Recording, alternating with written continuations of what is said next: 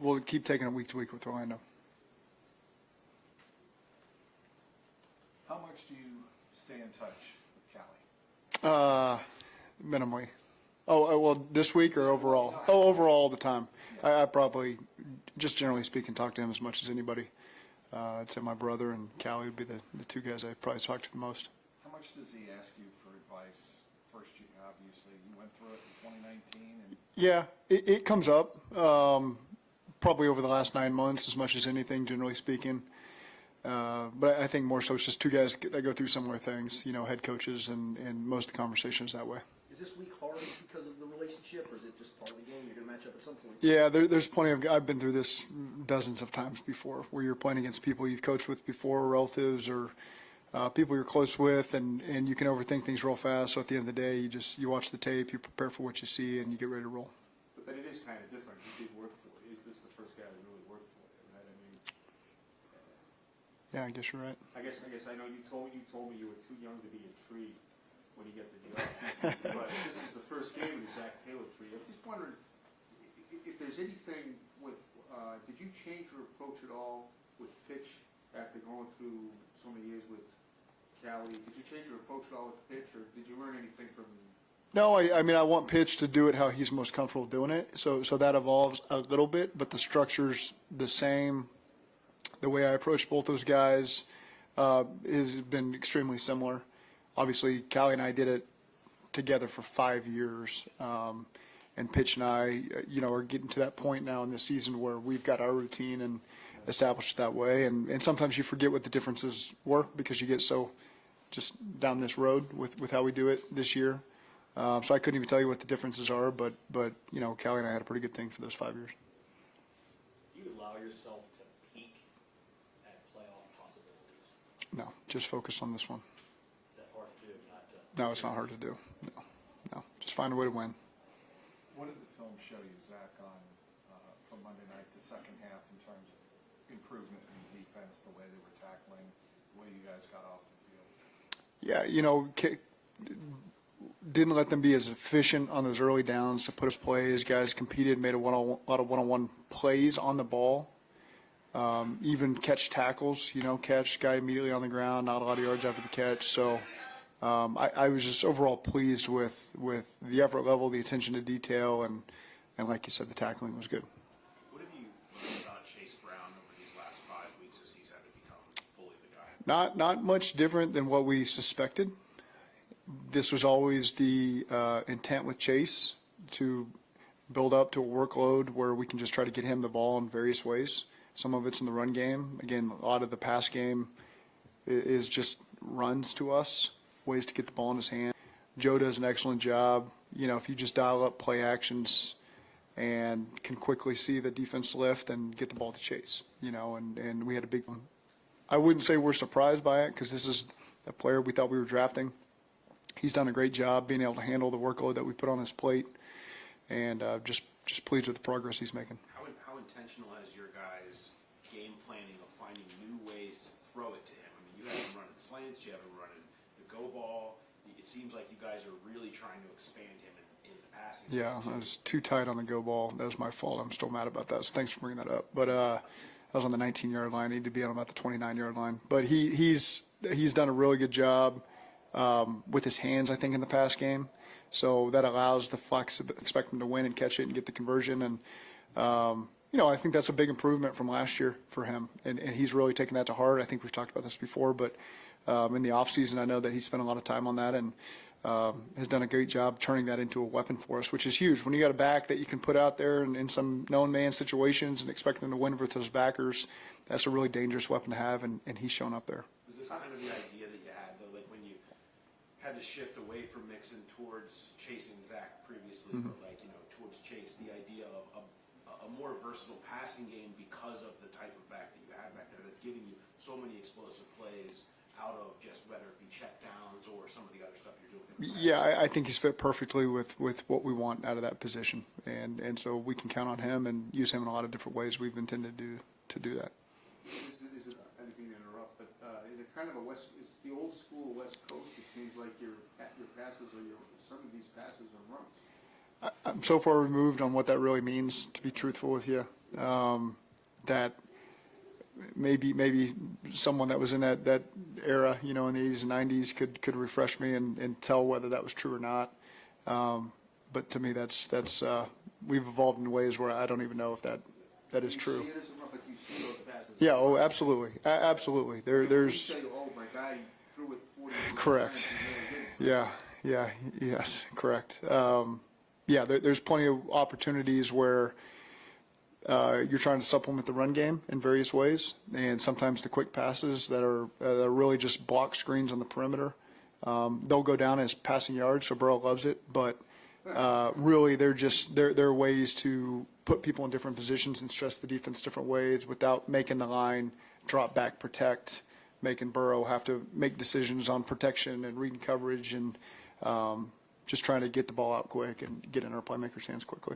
Troy Aikman gave you a ton of credit on Monday night for your route tree and the way you guys have been able to get Jamar the ball all over the place. I know we've asked you a lot about that this year, but is there a favorite part of the game plan process for you as the person that's running this offense that when you get there on Monday? I mean, it's and maybe that's why we take such great pride in it, because we don't just skim over anything. But I mean, last night and this morning was an exhausting process to go through it all and make sure. And Pitch does a great job driving it, and we got a lot of guys involved in that. And we sit there together and go through. But we don't just put them in just to put them in. We make sure they fit with the coverages we're seeing. We make sure we're putting guys in the best position, trying to help the linemen where we can, trying to make it as easy on Joe as possible. Take a lot of pride in being the best passing team in the universe. And so, again, there's a lot of time and effort that goes into that. On Hard Knocks, we heard you tell the team how much you wanted a post-game celebration again. Mm-hmm. Was it cathartic on Monday night? Yeah, I was kind of surprised how I felt, just to you can feel that for the team and whatever he's going through. It's the longest stretch we've had in a long time of not winning a game, because you put the bye in there as well. And so, you're so focused on just moving forward and making the most out of the day and being positive. And so when you do get that moment where you get to feel what a victory feels like again, it's good. It's good to get that off your back a little bit and just, okay, we got the victory. We know what that feels like. Look around how happy everybody is. And now we got to turn the page very quickly. But there's a lot of truth to what I said. I mean, it was in a weird way, a little bit emotional. And now we just get that out of the way and start moving forward and win some games.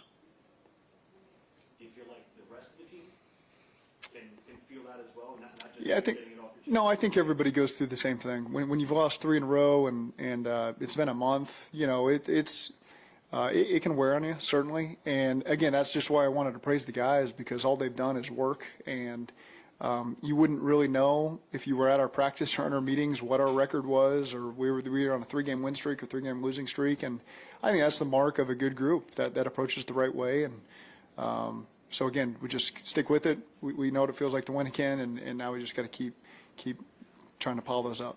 Sorry, I asked this earlier, but John Rankins, do you have an update on him? Still week to week with him. Also, how did Joe Bacci come out of the game? Yeah, he's got an eye doctor, and it's weeks. I don't know how many weeks, but it'll be weeks. Adductor, you said? Mm-hmm. You said you do not expect him back, I guess. Not this week. Not this week. No. Joe Burrow was talking about last week, I think, talking about the loss of Eric Hall, and how that's kind of made the guys adjust a little bit on the fly with the run game. So that seems to be impacted too, I guess. Has that impacted you more than you thought, or is it pretty much what you did? No, I mean, we still use those other 4 tight ends right now. He's a great player, so I don't want to undersell that, because obviously he was a big part of what we were doing, and give you a lot of variation with how you could use him. And so certainly hurt losing him, but these other guys have done a good job picking up the slack and just trying to find creative ways to use everybody and put everybody in a position in the run game and the pass game, and try to be accountable to tendencies and everything like that. Every game is different in this league, but what do you see in Tennessee? How different is it from last week? It's a good football team. The wins haven't always been there for them. But there's a lot of things on that tape that you got to get your guys ready for. They do a good job with the run game. They can be explosive in the pass game. You watch that Texans game. I thought Callie called an excellent game against the Texans and found a win on the road. And defensively, they're up there in every category. And really starts with the front for them. Jeffrey Simmons has always been a guy that you got to pay a lot of attention to, and now they added Sweat, the rookie, and Arden Key's done an excellent job on the edge, and Cheeto's back now. So they've got players strewn throughout there that high-level players. Their scheme's difficult, and so a lot of respect for this team, and we got to be ready to play. And so again, we like to think that our record's not reflective of what we're capable of, and I think that they would say the same thing. And so it's going to be a tough game for us. First time going up against one of your assistants, what do you think it's going to be like for you?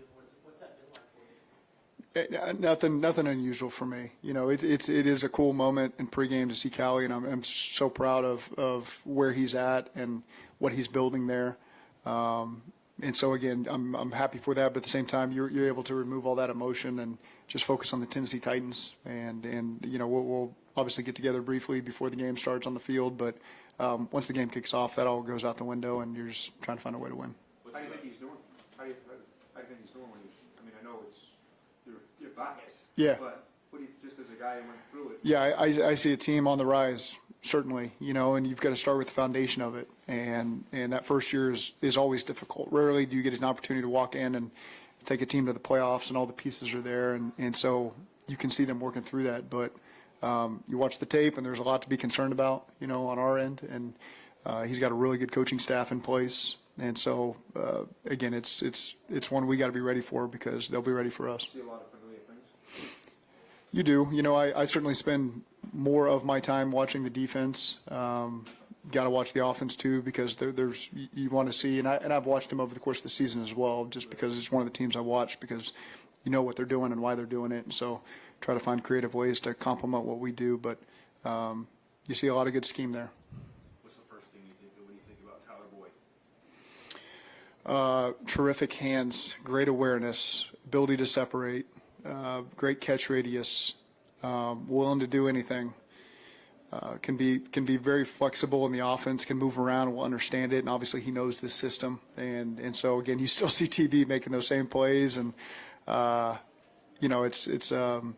a smile on my face when I watch him out there, running triple slant, running choices, and catching triple in, and all the things that he's done for us over the years, and always going to go down as one of my favorite players, and glad to see him still out there making plays for him. After the game, Joe talked about kind of his desire to keep T and kind of what he meant to the franchise. What's it like when you hear your quarterback kind of stumped for one of the guys that he really believes in and one of the reasons why he feels like his offense is what it is? Yeah, Joe likes playing with great players. T's a great player, and T has meant a lot to all of us. T works the right way. He's what we're about. And so it's no surprise to hear him talk like that. No sacks or tackles for Parsons on Monday. Did have a couple quarterback hits. Is that a big night for Mims? Yeah. I thought that he and Cody really rose to the challenge. Parsons is going to win some, and Joe was a big part of helping take that pressure off because I know Joe can. My eyes were on Parsons the whole game. I think Joe had some awareness where Parsons was. But those guys fought like crazy and commend them, and you're not going to win every battle. But those guys certainly won enough to allow us to go win the game and be efficient on offense. And so proud of that group as a whole, proud of the tight ends and the backs that were involved there. The receivers were involved in that as well in the protection. But Cody and our guards got it too. He doesn't discriminate. He'll line up against your guards too and make sure they get to have a fun day also. So I think Micah Parsons is one of the elite players in this game. I have a ton of respect for him. It was a difficult plan to put together. Proud of our coaching staff for the job that they did to give us a great chance to do that, and the players executed it. And when you can see that the production and the production column was limited, he still makes an effect whether he gets the production or not. You're out there. And we know every snap he's not in the game. We know every snap he's in the game, where he was at. As much as you ever focused on a player, we focused on Micah Parsons. I'll be happy not to hear that name for a long time, to be quite honest with you. Okay, thank you.